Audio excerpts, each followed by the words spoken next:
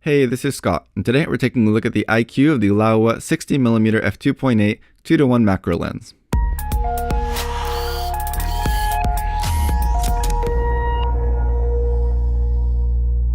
This is quite a unique lens in terms of image quality.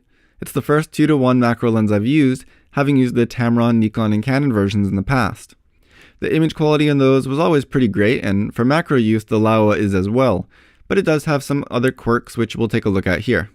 Its sharpness at both 1:1 and 2:1 is very nice, even wide open, although you'll get a really shallow depth of field if you're shooting at f2.8. Because of that shallow depth of field, I didn't trust myself to get scientifically accurate shots, perfectly aligned with a flat surface to check corner-to-corner sharpness, but I know those tests already exist anyway. You'll also lose some light the closer you get, needing more at 2:1 than 1:1, but that's something true of all macro photography in general. While the other macro lenses I mentioned are all a bit longer, this is just 60mm, more typical of APS-C macro lenses. I'm not sure if that plays a role or not, but the Laowa shows quite a lot of distortion. If you're planning to shoot anything with straight lines, I would not recommend this lens. As I mentioned in my build quality video, this lens doesn't have a lens hood, but you may have noticed the square opening on the front. This brings me to the next strange thing I noticed with this lens, and that's the effect of that opening at further distances.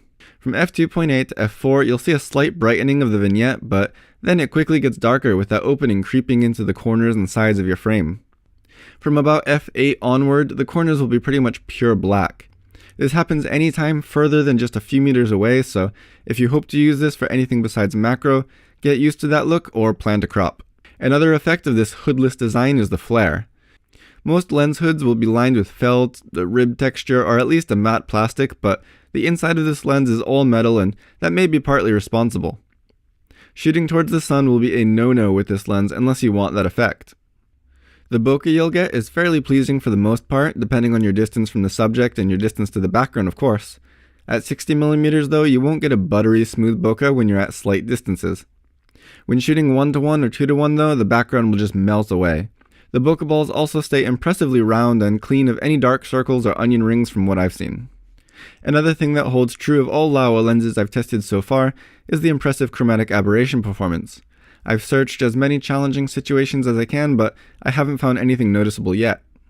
So this lens's IQ may not be for everyone, but if you're looking for a fairly cheap way to get some really fun and unique shots without having to use extension tubes or any other accessories, it does do that very well.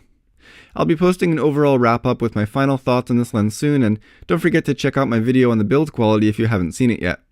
If you have any questions or comments, leave them below and I'll be sure to get back to you.